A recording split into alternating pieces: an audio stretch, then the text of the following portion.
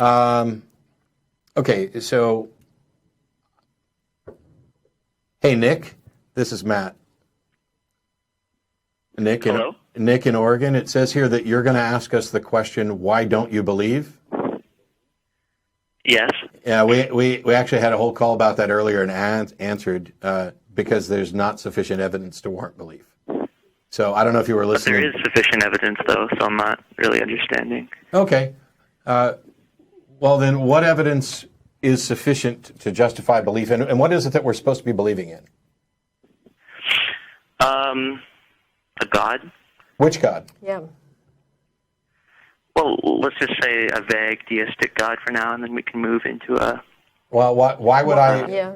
Okay, so a vague deistic God, by definition, is non-interventionist, right? Sure. Yeah.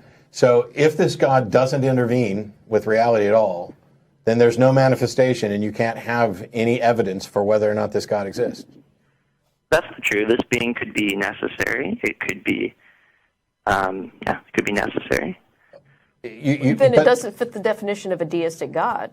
But okay, so basically you're arguing for a vague deistic necessary deity. Sure. Okay. Why should I believe that such a thing exists? Okay, so are you familiar? Actually, I know you're familiar with the Kalam Cosmological argument, right? Yes. Mm-hmm. Okay. Are you familiar with the Kalam? Yes, I am. What is the conclusion of the Kalam Cosmological argument?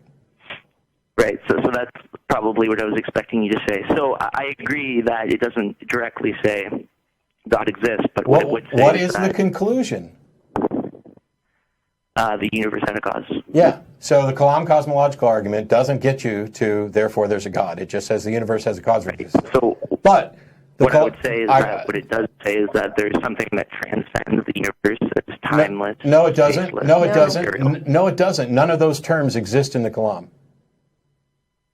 The Kalam Cosmological argument. The Kalam Cosmological argument is everything that begins to exist has a cause for its existence.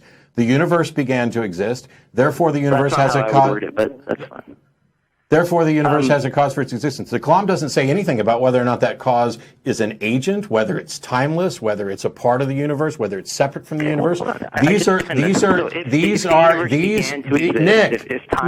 Nick, these are all things that are added to the Kalam. Well, yeah, that's what I'm doing. Then why? The consequences of the universe having a cause. Nick, why then, if I ask you why I should believe, would you begin with the Kalam, which doesn't demonstrate the thing that you're talking about? Because what it does demonstrate is that something that has all the qualities of what I'm describing exists. No, it doesn't. No. It does not. Okay, Nick,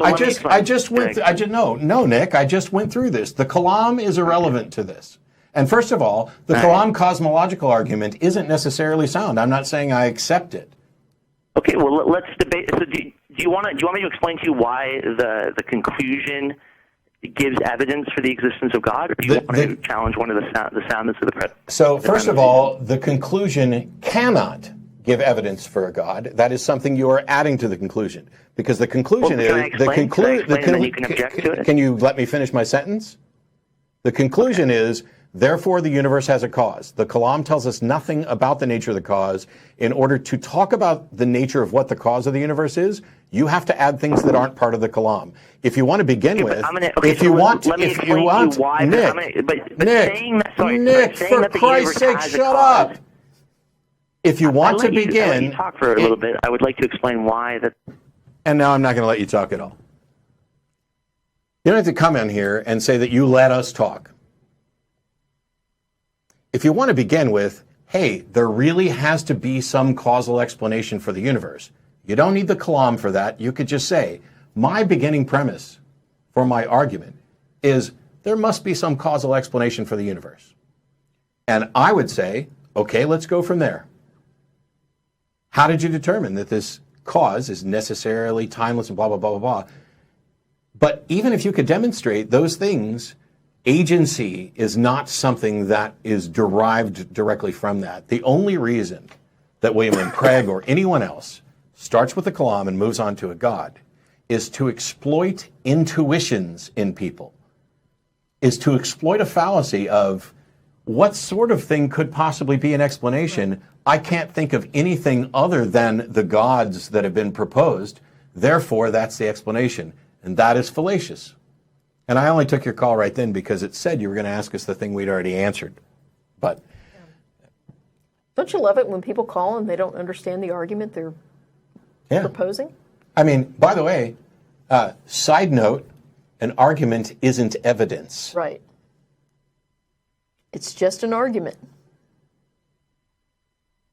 And now, an argument may be sufficient to get you to accept that something is, provided you accept the premises. But I already don't accept the Kalam for reasons we've discussed before, and I'm sure I'll discuss again.